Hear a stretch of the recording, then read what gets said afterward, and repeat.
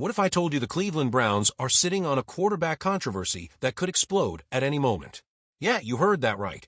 While everyone's been focused on the usual storylines, there's a battle brewing behind the scenes that might just determine whether this franchise finally breaks through or falls back into old habits. And trust me, what I'm about to break down for you is going to have you questioning everything you thought you knew about this team's direction.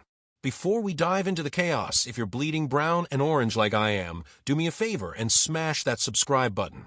Help Browns Breakout grow into the ultimate destination for real Browns fans who want the unfiltered truth. We're building something special here, and I need you on this ride with me. Now let's get into it. Here's the situation that's got everyone in Cleveland talking. Shedeur Sanders, yes, that Shedeur Sanders has been absolutely cooking in practice. I'm talking laser-accurate throws, confident decision-making, and a swagger that screams franchise quarterback. This kid has been putting in serious work, and anyone with eyes can see he's leveling up week after week. His improvement isn't just marginal, it's the kind of leap that makes coaching staffs sit up and take notice. But here's where it gets interesting and honestly a little frustrating.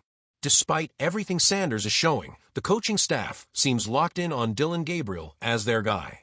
And that's sparking one hell of a debate across the entire organization. Now I get it. Dillon Gabriel brings something to the table that you can't teach overnight: experience. He knows the playbook inside and out, he's been in pressure situations, and he offers that steady hand that coaching staffs love when they're trying to manage a season.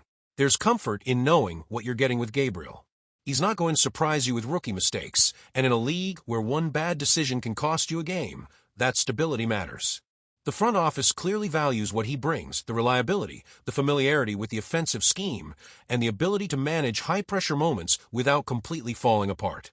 But let's be real for a second. How long can you keep a rising star like Sanders on the bench before it becomes a mistake? This isn't just about two guys competing for playing time. This is about the future of the franchise. Sanders represents potential, that explosive upside that could transform this entire offense. He's got the arm talent, the mobility, and that intangible quality that separates good quarterbacks from great ones. Every snap, he sits as a snap. He's not developing, not building chemistry with the receivers, not learning how to read NFL defenses in real time. Practice reps are valuable, sure, but nothing, and I mean nothing, replaces actual game experience when the bullets are flying and defenses are disguised. The philosophy here is fascinating because it reveals so much about how this coaching staff views team building. Are they playing it safe, protecting what they have with Gabriel? Or are they genuinely convinced he gives them the best chance to win right now? Either way, there's a clock ticking. Sanders isn't going to wait forever, and neither will the fans who are desperate to see this team take the next step. The Browns have been building something real over the past few years. The defense has shown it can dominate, the roster is loaded with talent, and there's a genuine hunger in that locker room. But without the right quarterback leading the charge, none of that matters. Think about it this way. The Browns are in win-now mode, but they're also trying to build for sustained success. That's the tightrope they're walking. Gabriel keeps them competitive today, but Sanders could be the guy who elevates them for the next decade. It's the classic NFL dilemma. Do you go with the safe veteran or roll the dice on the talented youngster who might just be special?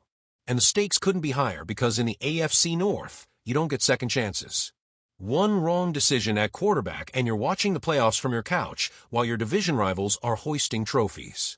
What makes this even more compelling is the context of Cleveland's recent history. This fan base has seen it all: the heartbreak, the false starts, the endless carousel of quarterbacks who promised the world and delivered disappointment. There's a skepticism baked into the DNA of Browns fans, and rightfully so. But there's also this burning hope that maybe, just maybe, this time is different. Sanders could represent that fresh start, that clean break from the past. Or he could be another chapter in a long book of what-ifs. The pressure on the coaching staff to get this talk about what's coming next, enormous, because Week 8 is going to tell us a lot. The Browns are heading to Gillette Stadium to face the New England Patriots. And if you haven't been paying attention, the Patriots are hot right now. For straight wins. Drake May is playing like a completely different quarterback than the guy we saw early in the season.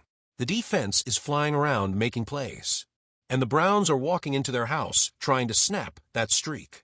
This is the exact kind of game where young quarterbacks either take a massive step forward or get humbled real quick.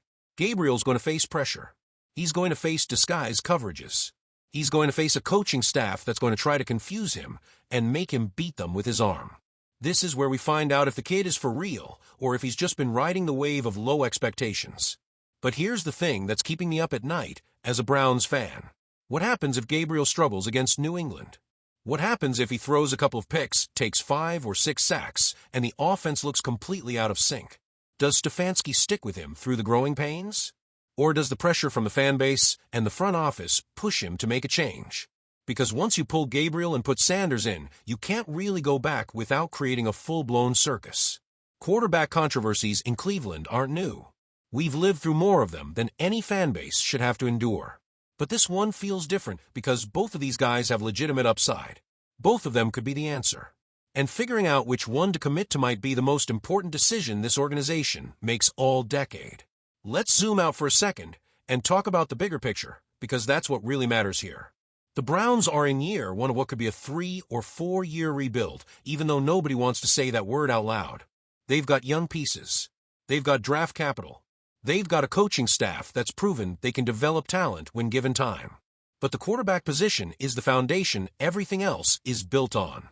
Get that wrong, and it doesn't matter how good your defense is or how many weapons you add at receiver. Get it right, and suddenly you're competing for division titles and playoff spots. That's the stakes we're talking about right now. So where does that leave us? Gabriel is the starter. He's earned that through his performance, his poise, and his ability to protect the football. Sanders is the heir apparent, the guy with the pedigree and the potential that made the Browns spend a pick on him in the first place. And somewhere in between those two realities is the future of this franchise. The beauty of it is that we don't have to figure it out today. We get to watch it unfold week by week, drive by drive, throw by throw. And honestly, that's what makes this season worth watching even if the wins aren't piling up the way we hoped. If you've stuck with me this long, do me a favor. Smash that like button, hit subscribe, and make sure you're following Browns Breakout for every single update on this quarterback situation as it develops. Because trust me, this story is just getting started. We've got 9 games left in the regular season. That's 9 more chances for Gabriel to prove he's the guy.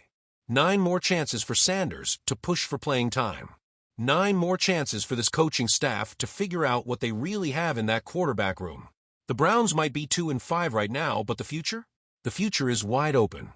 And whether that future belongs to Dillon Gabriel, Shedeur Sanders, or someone we haven't even considered yet, one thing's for sure. Cleveland Browns football is about to get real interesting.